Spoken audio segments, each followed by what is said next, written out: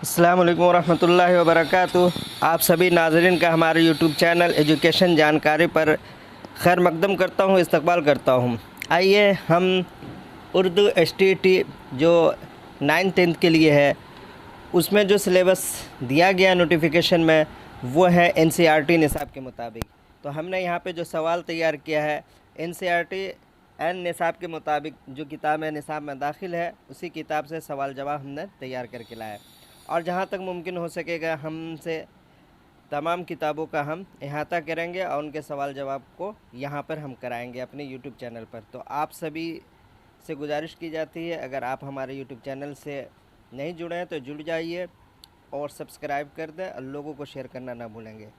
चलिए, इस किताब सबसे पहले जो 9th की क्लास में जो किताब निसाब में दाखिल है वो गुलजार इरम है।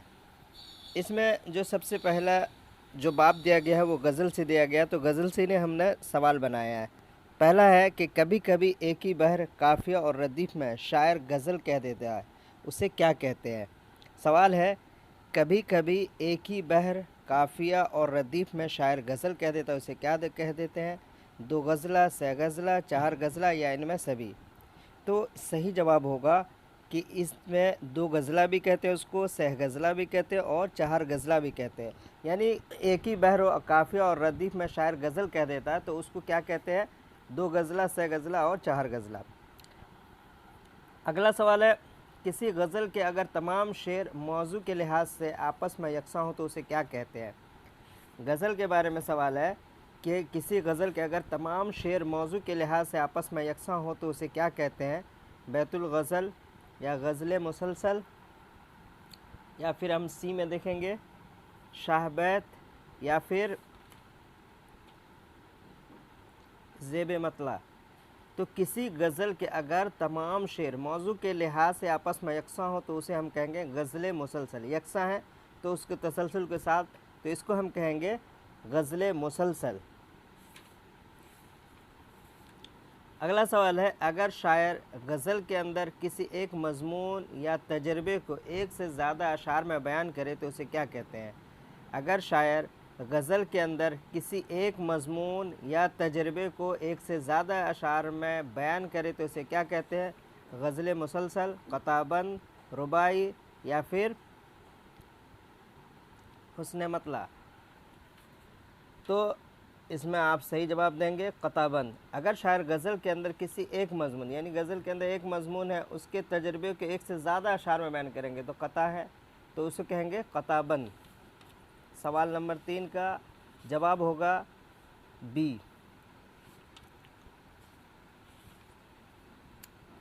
गज़ल का पहला शेर जिसके दोनों मिसरे हम काफ़िया हों मतला कहते हैं, मतले के बाद वाला शेर क्या कहलाता है।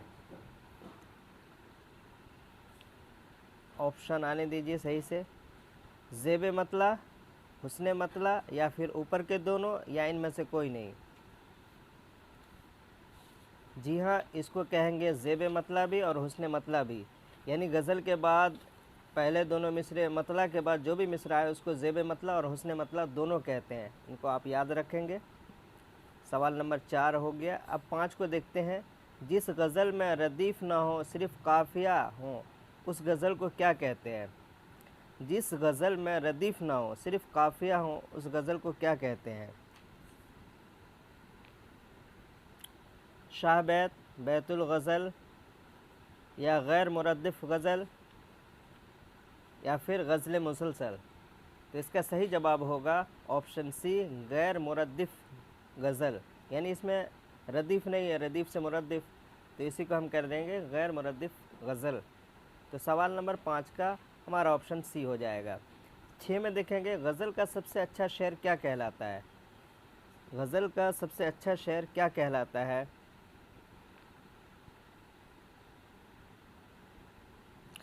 ऑप्शन हम देखेंगे गज़ल सानी या गज़ल सालिस। ऑप्शन बी देखेंगे बैतुल गज़ल या शाहबैत या ज़ेब मतला, या फिर डी में देखेंगे ऑप्शन क्या आ रहा है। ऑप्शन है इनमें से कोई नहीं।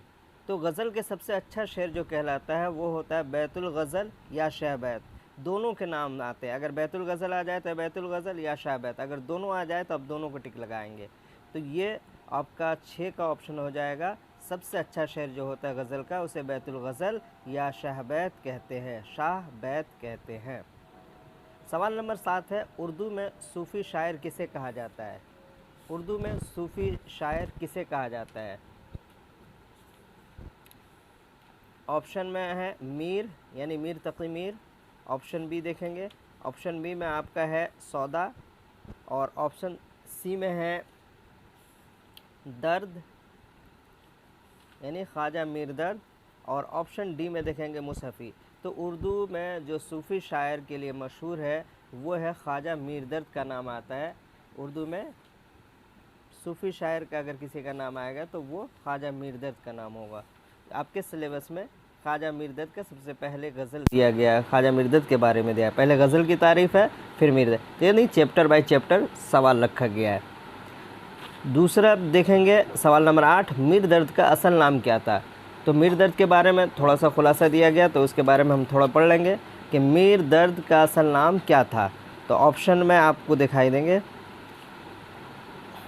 ख्वाजा मोहम्मद नासिर, ऑप्शन बी है ख्वाजा मीर, और ऑप्शन सी है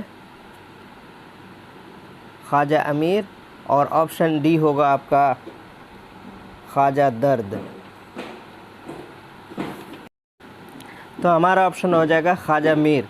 इनका असल नाम था ख्वाजा मीर और दर्द तखल्लुस था। ख्वाजा मोहम्मद नासिर इनके वालिद का नाम था। मीर दर्द के वालिद का नाम था ख्वाजा मोहम्मद नासिर, और ख़ुद मीर दर्द का असल नाम था ख्वाजा मीर, दर्द तखल्लुस था।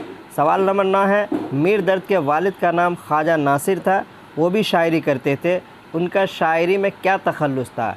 मीर दर्द के वालिद का नाम ख्वाजा नासिर था, वो भी शायरी करते थे, उनका शायरी में क्या तखल्लुस था?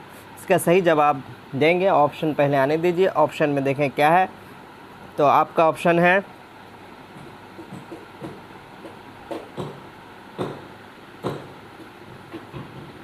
खस्ता, दूसरा है हसरत, और तीसरा है आपका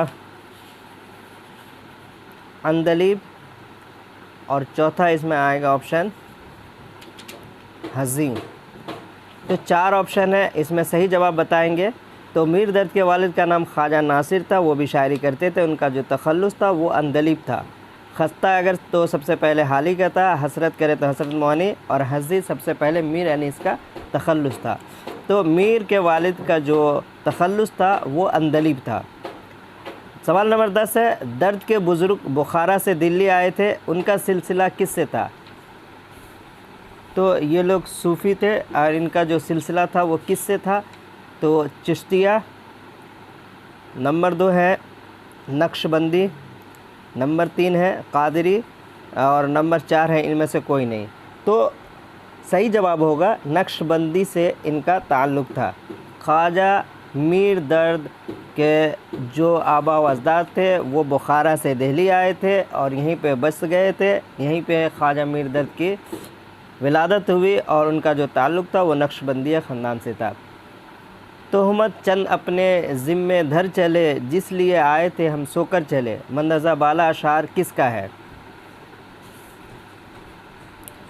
तो ऑप्शन 1 है मोमिन, ऑप्शन बी है मीर यानी मीर से मुराद मीर तक मीर लेंगे, और ऑप्शन सी है दर्द, और ऑप्शन डी है दाग। तो इसका सही जवाब होगा ख्वाजा मीर दर्द का ये शेर है जो आपके निसाब में शामिल है। तोहमत चंद अपने ज़िम्मे धर चले, जिस लिए आए थे हम सोकर चले।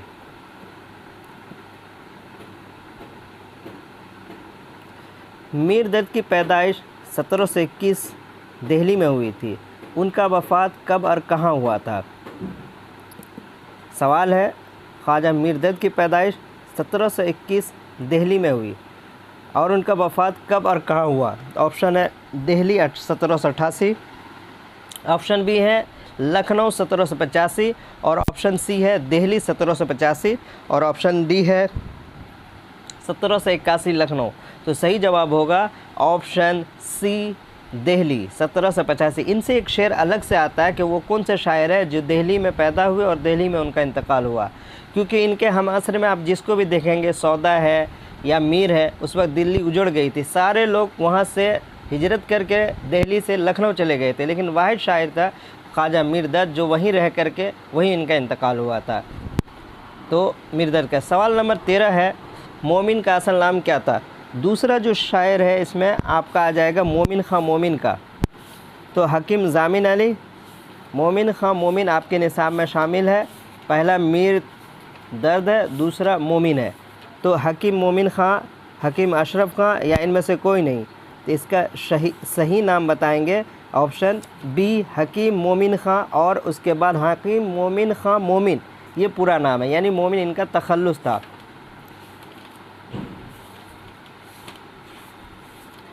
सवाल है, मोमिन की पैदाइश 1800 ईस्वी में दिल्ली में हुई थी, उनकी वफ़ात कब और कैसे हुई?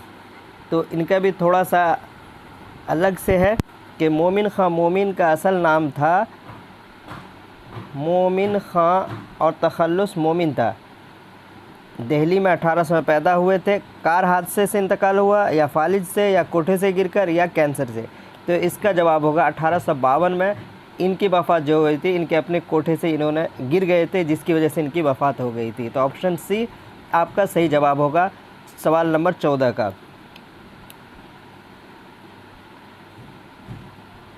यानी मौत से चंद दिन पहले मोमिन कोठे से गिर पड़े थे, जिसकी वजह से हाथ पांव टूट गए थे, और इस हादसे की तारीख कही जो आखिरकार मौत की तारीख भी साबित हुई। इन्होंने अपने मौत के ऊपर उन्होंने तारीख भी कहा था, जो सही साबित हुआ। मोमिन का ख़ानदानी पेशा क्या था? ज़िराअत, वकालत, तिबाबत, या फिर इनमें से कोई नहीं।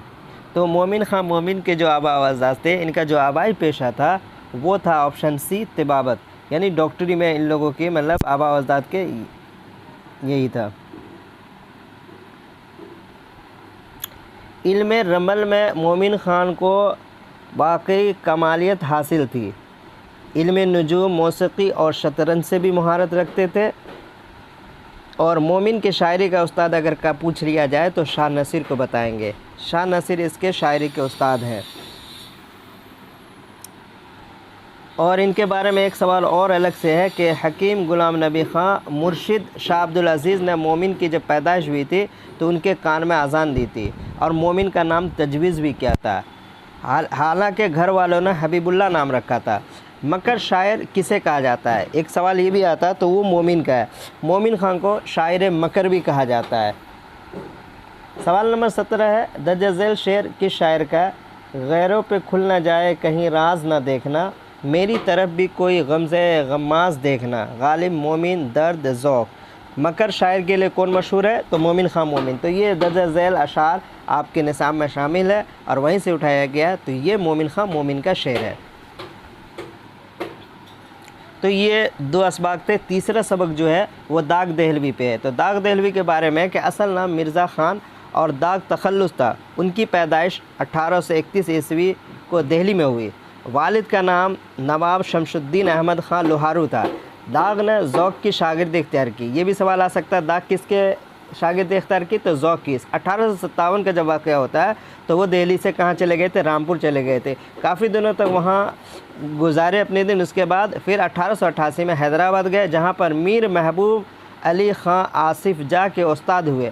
बाद में इसी ने दाग को दबीरुल मुल्क, फसीहुल मुल्क, नाज़िम यार जंग जैसे खिताब से नवाजा था। दाग के कलाम के मजमूए में अगर हम शुमार करें तो गुलजार दाग, आफ्ताब दाग, महताब दाग, यादगार दाग, फ़रोग़ दाग है शामिल है। अल्लामा इकबाल ने अपने इब्तिदाई कलाम दाग को दिखाया था और उनको इस बात पे फ़ख्र था कि दाग हमारे उस्ताद थे। तो ये थोड़े सा ज़िक्र था। कल हम जो सवाल करेंगे वो दाग दहलवी और इसके बाद जो भी सिलेबस में आ गए उनसे किया जाएगा। तो देखते रहे, बने रहें। वीडियो अगर पसंद आया हो तो लाइक और सब्सक्राइब करना ना भूलें। देखते रहे। ओके, अल्लाह हाफ़िज़। इंशाअल्लाह देखेंगे, जहाँ तक मुमकिन हो सकेगा हम पूरी तैयारी कराने की कोशिश करेंगे।